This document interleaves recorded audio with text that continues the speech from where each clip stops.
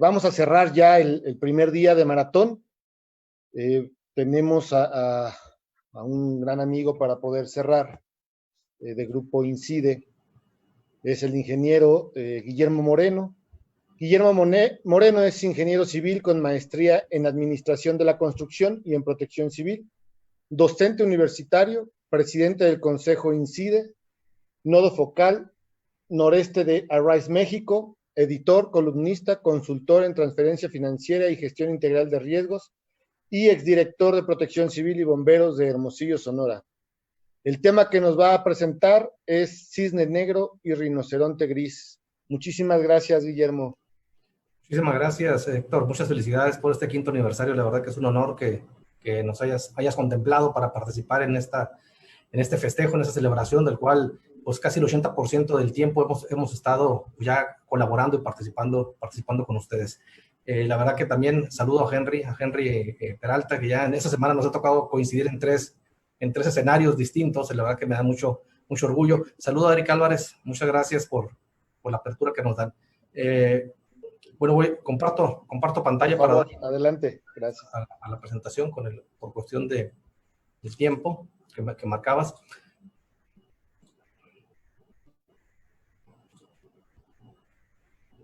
¿Me indican si se ve bien? Sí se ve. Okay, perfecto. Voy a entrar con este concepto del cisne negro rinoceronte gris. Es un término pues bastante coloquial y bastante usado que ahorita con los términos de la pandemia pues se comenta pues que nos sorprendió un cisne gris, ¿no? Como lo dice Nicolás Taleb, cuando hay algo que improbable, pero de grandes magnitudes. Voy a iniciar hablando específicamente con el tema del cubo de Rubik, un teorema o una teoría que hemos estado desarrollando. Y coincido perfectamente con lo que Henry comentaba hace un rato. Cada uno de los que participan en la gestión del riesgo lo hacen con diferente óptica. Todo el mundo con su verdad, eso es claro. Cada uno, pero ve únicamente su cara. No vemos las afectaciones que cada movimiento que nosotros hagamos en nuestro actuar, ya sea el político, ya sea el de inversión, ya sea el especialista, ya sea el académico, cada uno tiene su verdad. Si tú le preguntas a alguien que tiene de emergencia, él tiene su realidad del problema, pero no hay recursos. El regidor no lo va a contemplar si no lo ve como una realidad para ellos, hasta que no suceda alguna tragedia. Ahora sí todo el mundo voltea a ver a Protección Civil y se preguntan los porqués no se hicieron las cosas. Bueno, aquí ejemplificando pusimos ahí las 6 caras del cubo: la participación ciudadana, la cultura y el derecho humano, y estas 3 tienen que ver con la cuestión interna, que también lo comentaba ahorita Henry, el tema de la conciencia, el tema de la percepción y el sentido de supervivencia que tenemos los seres humanos. Los otros 3 tienen que ver con el conocimiento técnico, los aspectos financieros y la política pública, que tienen que ver más que nada con el conocimiento, las capacidades a desarrollar y la voluntad de querer hacerlo.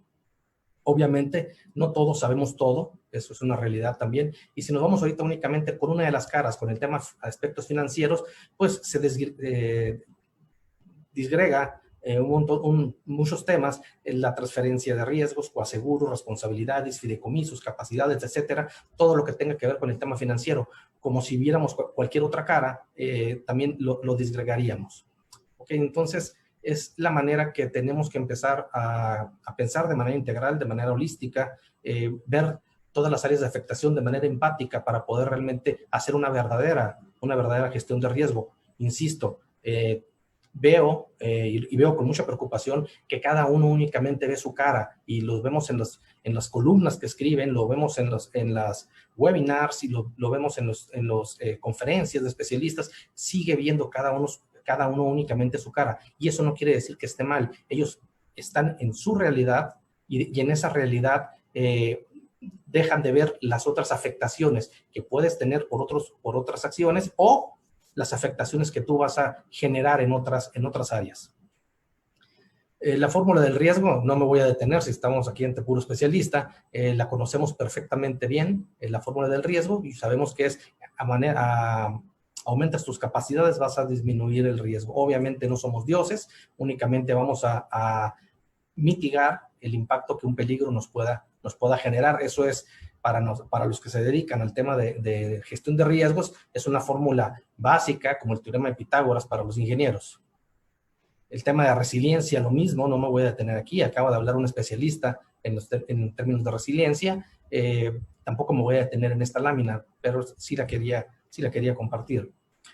¿Por qué? Porque quería llegar a esto, al tema de resiliencia en una transferencia. Si bien es cierto, los que nos dedicamos a esto, trabajamos específicamente en el tema de la prevención, esperando cómo vas a administrar una vez que el peligro se presente, pero sin embargo son pocos los temas, y ahorita que estamos metidos en el tema de transferencia financiera, y es específicamente los seguros, vemos que hay muy poca relación que existe entre la gestión del riesgo y los seguros, cuando los seguros es una herramienta muy importante de resiliencia, y ahorita lo estamos viendo, digo, de manera global.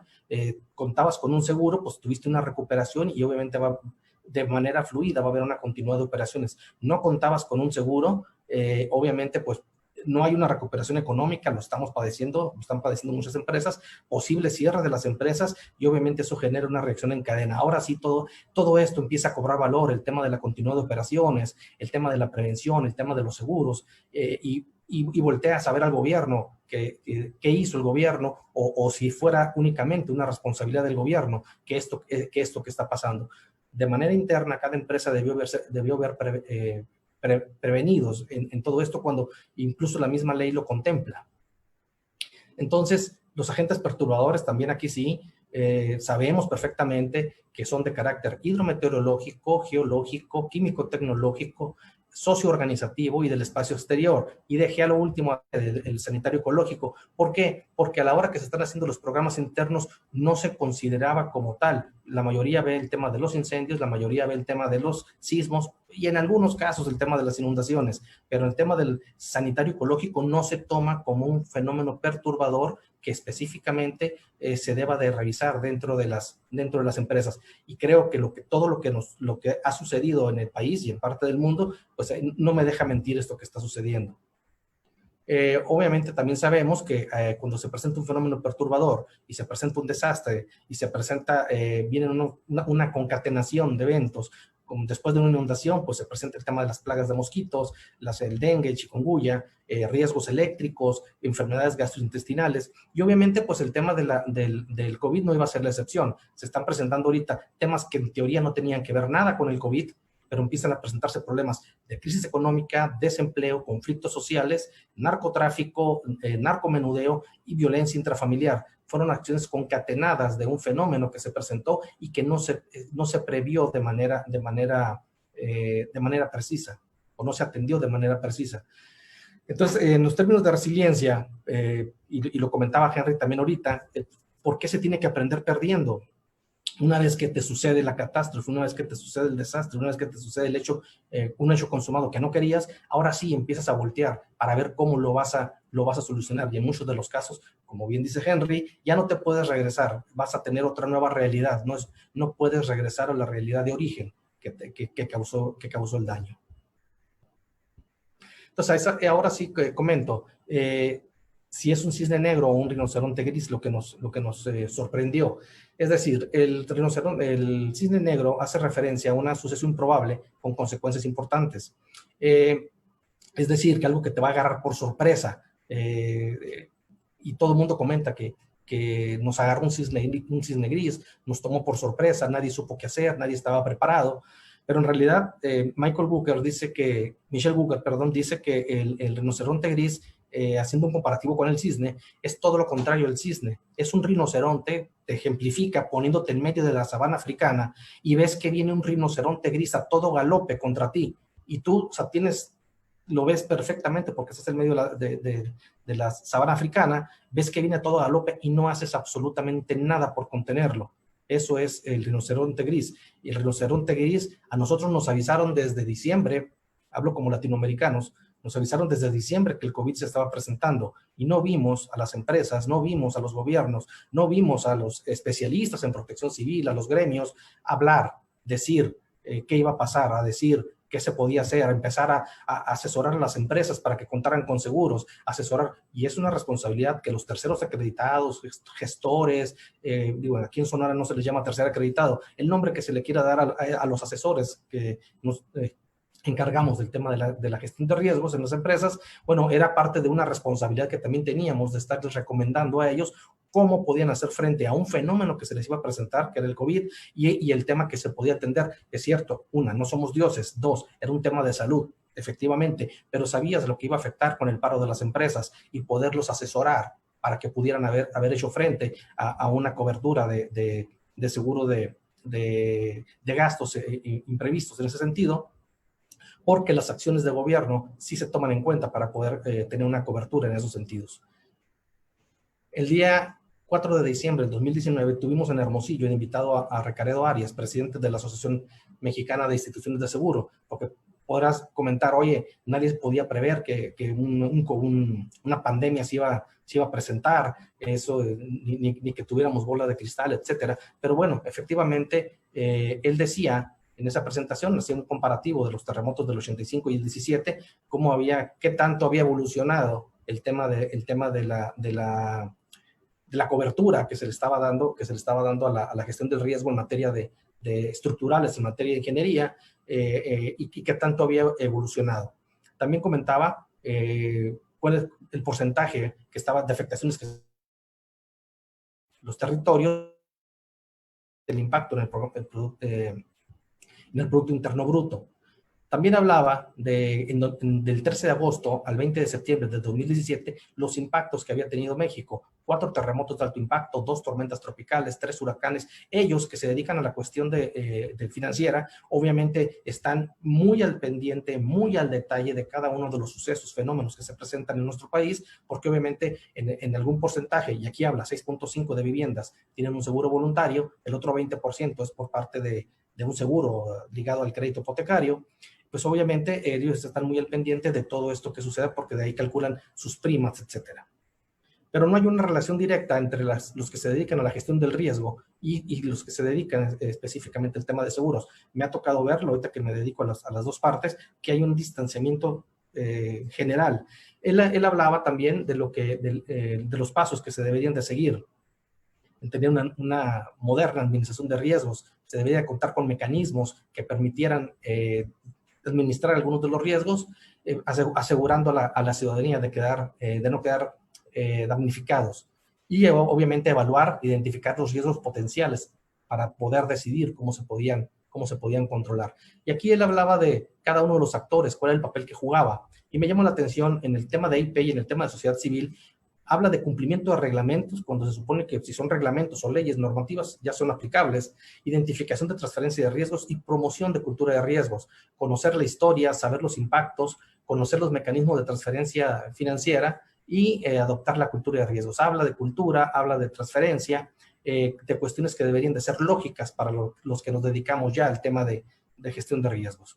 Él hablaba, por eso comentaba, que no fue una sorpresa. Él hablaba dentro de su presentación de que, y hablo 4 de diciembre del 2019, él ya tenía contemplado a través del Foro Económico Mundial, él ya tenían contemplado a la pandemia como uno de los posibles efectos que se les pudiera presentar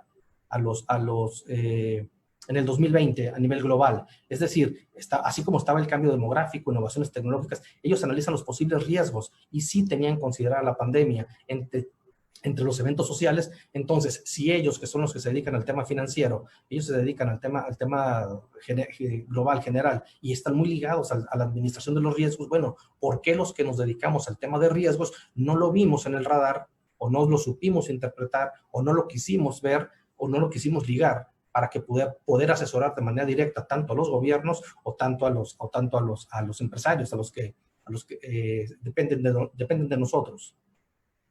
Ellos hablaban específicamente, hasta hablaban de los contagios que iba a haber. Es una cosa que me llamaba muchísimo la atención cuando se presentaban.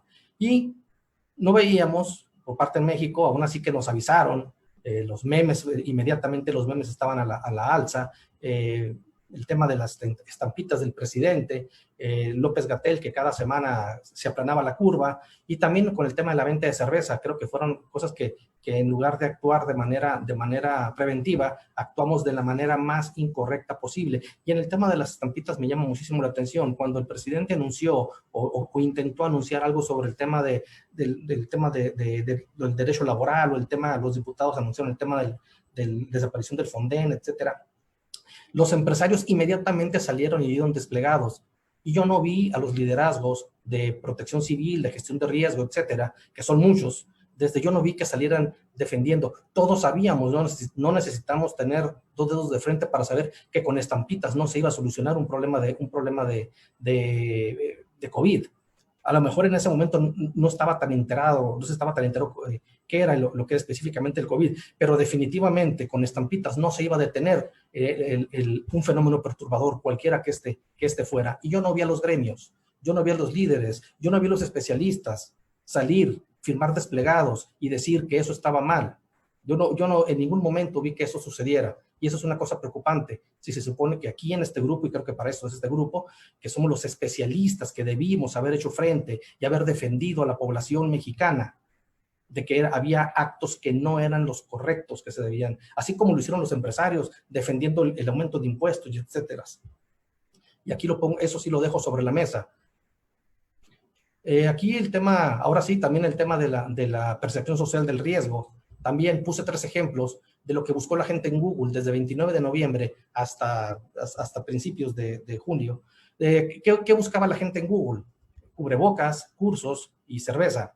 Y aquí vemos la curva cuando se anunció el coronavirus, la contingencia, etc. Toda la gente buscando cubrebocas. Después se vino, cuando ya se inició la contingencia, la gente buscó cubrebocas. Pero en un tiempo determinado, con 2-3 semanas de confinamiento, pues la gente ya empieza a buscar cerveza.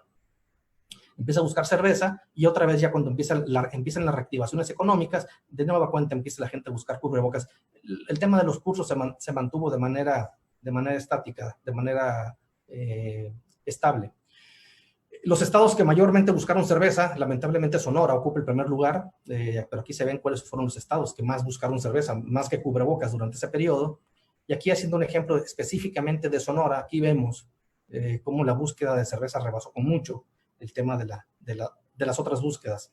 Entonces, y lo vemos obviamente reflejado en el tema si aquí vemos el 12 de mayo, había 686 confirmados de COVID, y un mes después, 4.500, 564% de incremento. Obviamente no fue únicamente la cerveza, no fue únicamente, pero fue una serie, como comentaba, una serie de concatenaciones, una serie de falta de cultura. Veíamos lo que decía Ricardo Arias, el tema de la cultura de la prevención era muy importante, y vuelvo a insistir, con estampitas fue un mensaje que mandabas a la población, donde ibas a decir que no era necesario cuidarte. Claro, ahorita ya se están haciendo esfuerzos, cuando ya tenemos, ahora sí que muerto el niño, tapado el pozo, pero tenemos que hacer frente a todo esto, y tenemos que, no se puede dejar de decir, se debe de decir, porque si no, no vamos a ser resilientes. Si no conocemos el pasado, si no conocemos qué fue lo que sucedió, no vamos a poder, porque dentro de 6 años, cuando vuelva a pasar, van a ser otros los actores políticos, van a ser otros los actores gremiales que van a estar, y puede llegar a suceder lo mismo si no se conoce lo que realmente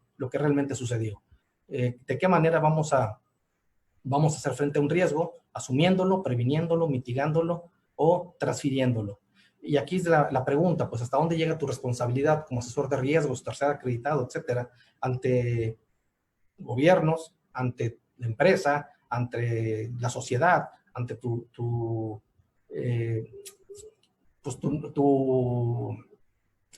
valor, pues, como asesor? ¿Qué le vas a comentar a la gente? ¿Dónde te quedas con ese valor moral que vas a tener de decir que las cosas se hicieron mal o se hicieron bien? Creo que es una cosa importante. Tenemos un desarrollo tecnológico, tenemos un desarrollo de conocimiento donde hay muchísimos expertos, pero sin embargo, creo que hace falta levantar más la voz y brincar únicamente de las redes sociales hacia afuera, para que realmente ser escuchado, sino únicamente, como sucede regularmente, ser únicamente comparsa de lo que está sucediendo. Aquí, y lo marco muy claro, los programas internos, a lo que comentaba al inicio, el programa interno lo dice muy claro, tiene como propósito mitigar los riesgos previamente identificados.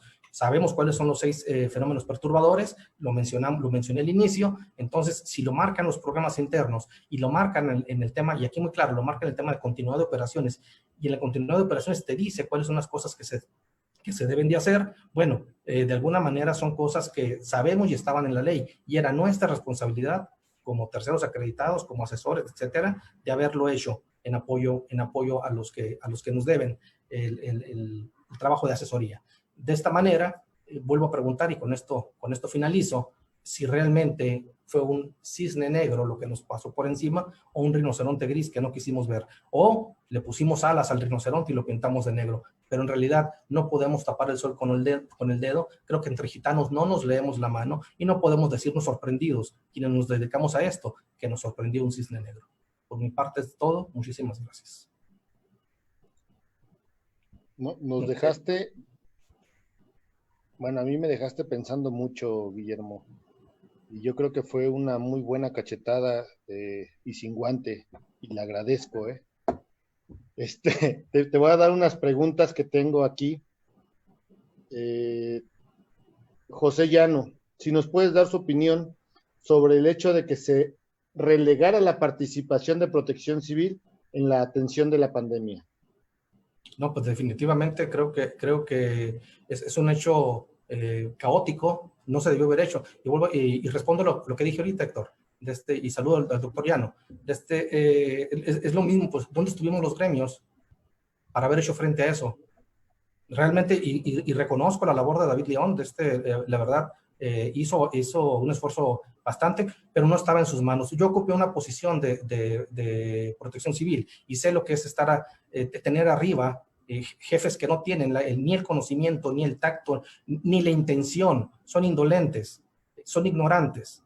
Entonces, hubo falta de un respaldo gremial de los especialistas para poder defenderlo en ese sentido y haber hecho frente, pero no lo hicimos. No lo hicimos y ¿qué pasó? Volvemos a las caras del cubo de Rubik. Se quiso componer la cuestión de salud y cuando se quiso componer lo económico, desbarataste lo que se hizo en salud y se vino el disparo de contagios. ¿Por qué? Porque trabajaron de manera separada. El de salud quiso hacer lo suyo, el de economía quiso hacer lo suyo, lo político quiso hacer lo suyo y el presidente andaba por otro lado. Entonces, hay que decirlo como es. Para eso estamos aquí. Si no estamos para esto, los liderazgos que tenemos son de parapeto. Y hay que decirlo como son. Y estamos ocupando cargos nacionales, Héctor. No sirve únicamente para estar en foritos. Hay que salir adelante y dar marcha atrás. La gente está muriendo. La gente está muriendo y eso tenemos que entenderlo. Si no hacemos algo, nosotros somos responsables, como lo están siendo las mismas autoridades, en todos los niveles de todos los colores y en todas las latitudes. Eso tenemos que tenerlo muy claro. Nuestra conciencia, ¿dónde va a estar? Cuando alguien en la calle te pregunte a ti como especialista en protección de riesgos que su papá se murió. No sé si eso le responde la pregunta al doctor Llano.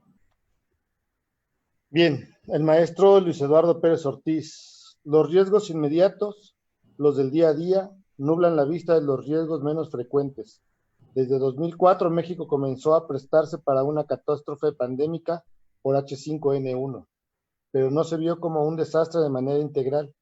Se dejó la coordinación a salud como cuando todos sabemos que el desastre es multicausal y su gestión es interinstitucional e interdisciplinaria. Comento lo mismo, dejamos solo el coordinador. Y un coordinador obviamente está ocupando un cargo público. Se deja solo esa coordinación y no va a tener una fortaleza para poder defender. Si hubiera habido ¿qué pasó cuando lo del Fonden?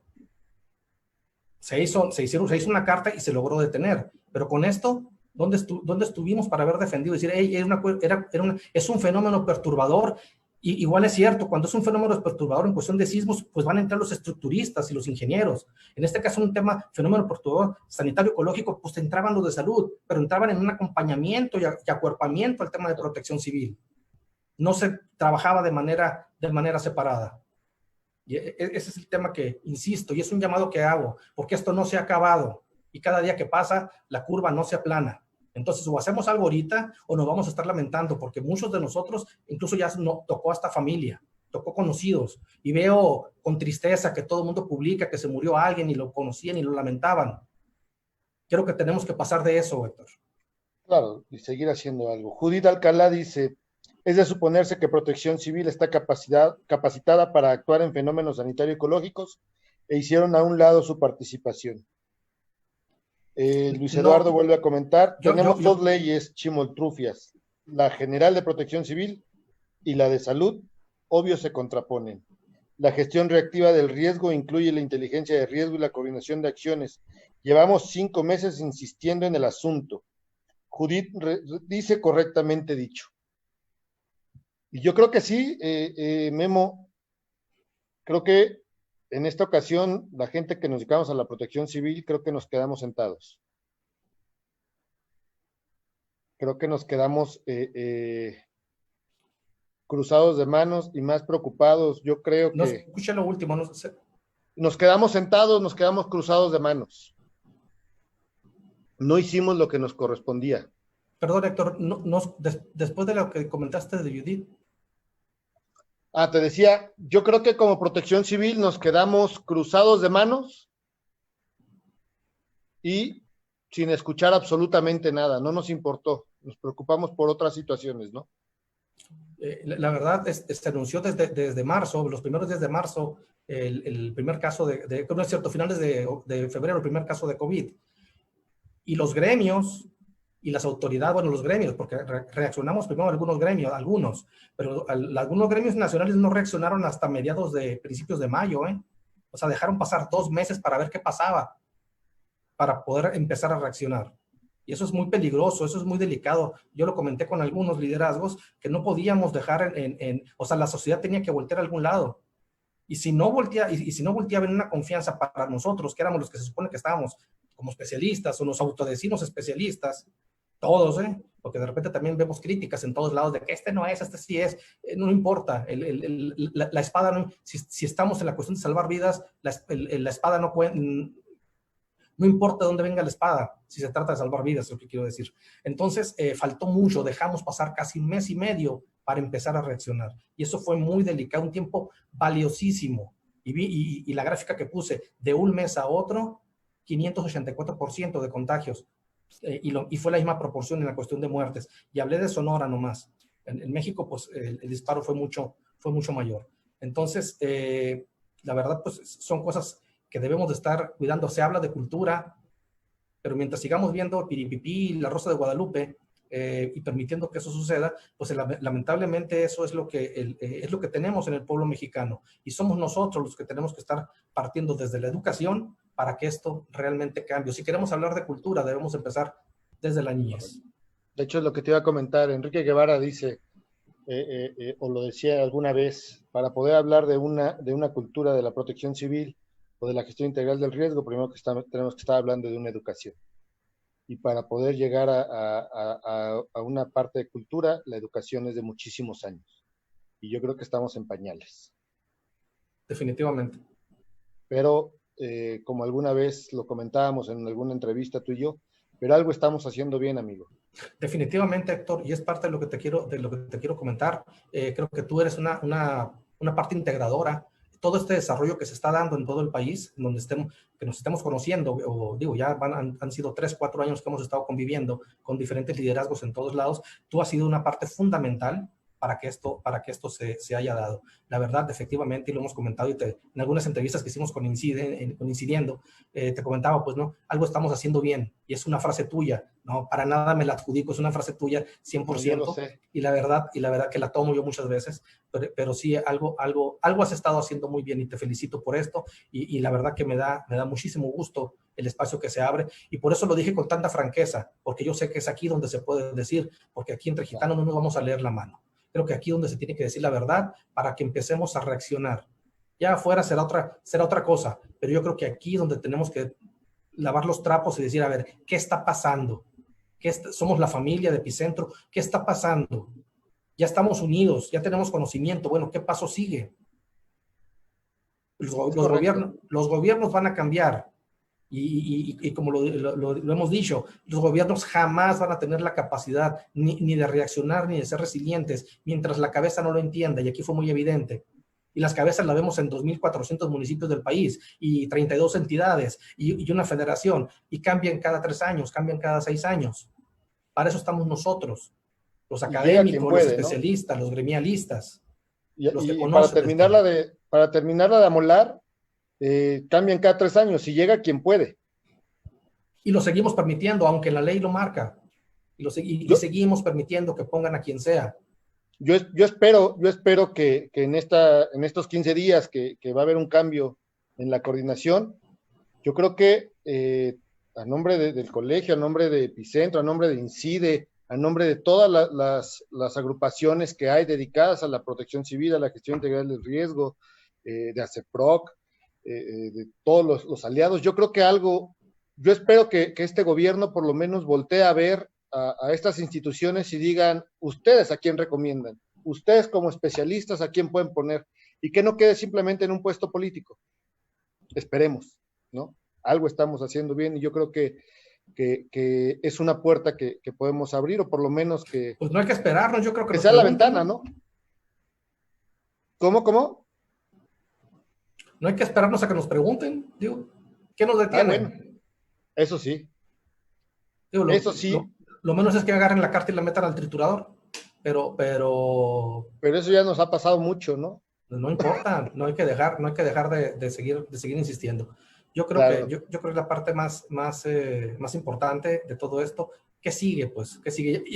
Se ha avanzado mucho en esos 4 años. El tema de la profesionalización de la protección civil, olvídate, ya no se puede hablar de que no hay especialistas, de que no hay gente preparada, ya hay carreras, ya hay mucha gente que ha pasado por los puestos, que tiene conocimiento, o sea, ya no se puede hablarlo, ya no es el mismo tema que teníamos hace 5 años. Claro. Ahorita ya hay bastantes universidades que están dando la carrera y cada día se adhieren más y se tiene más conocimiento. Creo que ya son temas que deben de ser superados y tenemos la capacidad, la fortaleza para poderlo exigir. Claro. Te agradezco mucho, Héctor, la verdad, un fuerte abrazo por este gran esfuerzo que haces a ti, a Jorge Luis también, de este pionero en todo esto. La verdad que creo que es muy importante y sobre todo que nos diste la oportunidad de no solo de estar ahorita en este espacio, sino la oportunidad de ser parte de esta gran familia, que pues me ha tocado conocer a muchísima gente a lo largo del país y a lo largo de Latinoamérica, que ahorita ya son grandes amigos. Felicito los 6 años del colegio también, del Colegio Mexicano de Protección Civil, que cumplió el día de ayer, creo, ¿no? O sea, fue un día del colegio, ¿no? El día de ayer. Los 6 años también del colegio. 6 años del colegio, es correcto. Entonces, pues la verdad, felicidades al colegio, a ustedes, y a todos quienes hacen el tema de la protección civil. Pero ojo, ya sabemos, ya nos conocemos. El paso es ¿qué sigue? ¿Qué sigue? Es correcto. ¿Qué vamos a hacer con esta unión? ¿Qué vamos a hacer con este conocimiento? ¿Qué sigue? Yo creo que nos dejas una muy buena tarea. Y ten en cuenta que por mi parte y por parte de Epicentro, algo tenemos que hacer, algo tenemos que organizar. Bien, amigo, pues a nombre de Epicentro, un pequeño reconocimiento por haber participado con tu ponencia Cisne Negro y Rinoceronte Gris. Gracias. Te lo agradezco muchísimo. Cerramos el día de hoy. Agradezco a todos los que nos han estado siguiendo en redes sociales, todos los comentarios. Sí, adelante, amigo, claro. ¿Se vale una invitación? Por favor. Oye, aprovechando el día 17 de agosto, se va a tener el primer foro de estudiantes de ingeniería. Se va a llamar Ingeniería y Resiliencia, precisamente, en donde vamos a focalizar la importancia de la ética dentro de la labor de ingeniería, en todas las ingenierías, no únicamente civil, en todas las ingenierías, en donde pues es muy importante difundir y empezar a meter, como decíamos, desde la academia, empezar a meter el tema de la ética y el tema de la anticorrupción, que son grandes males en toda esta generación de desastres a los que se le llama pues, socialmente construidos, ¿no? Entonces, le vamos a llegar la invitación para que participen también ustedes. Creo que es una parte muy importante. Queremos invitar a Eric Álvarez, hay que sumarse. Ya de este Infosismos también ya se sumó en la pasada reunión precisamente con el coordinador nacional. A Eric, a ti no, ya estás viejo. A Eric. Pero a Eric, yo que como chavalo hay que sumarlo. Creo que la juventud debemos de empezar a inyectar este conocimiento, este ímpetu en los jóvenes, que empiecen a conocer, que empiecen a convivir con este término de la gestión del riesgo. Claro que sí. Pues muchísimas gracias a todos. En verdad, hoy fue el primer día de este maratón de conferencias. 38 conferencias vamos a tener en vivo, como se dieron cuenta. Cada una dura 30 minutos. Muchas gracias, Luis Eduardo, que seguiste toda la transmisión. Muchas gracias a cada uno de los que estuvo participando.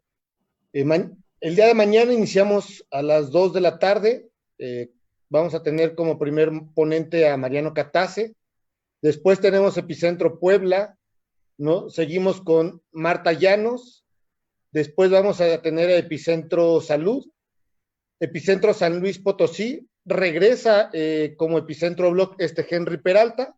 Y cerramos a las 17:30 horas con un gran invitado, Jorge Ortiz, de la Secretaría de Gestión Integral de Riesgo y Protección Civil. En este maratón, por estos 5 años de Epicentro, a nombre de Rafael, a nombre de Jorge Luis Paz, a nombre de un servidor, muchísimas gracias por estos 5 años, gracias por escucharnos, gracias por creer en nosotros, gracias por aceptar lo que nosotros decimos, que así como damos una crítica, creo que, y puedo hablar por todos mis compañeros que hacen Epicentro realmente, así como damos una crítica, también damos una propuesta. Muchísimas gracias a todos. Nos vemos el día de mañana a las 2 de la tarde. Memo, muchas gracias. Eric, siempre agradecido contigo, amigo. Muchísimas gracias, hasta luego. El Centro Nacional de Prevención de Desastres, CENAPRED, felicita a Radio Epicentro en su 5º aniversario y les desea que sigan ampliando su barra de contenidos y destacando por la calidad de su contenido. Como medio pionero de la comunicación digital de la protección civil en México, Radio Epicentro enriquece la operación del SINAPROC, del cual forman parte integrante. Saludos y felicitaciones nuevamente. Enhorabuena.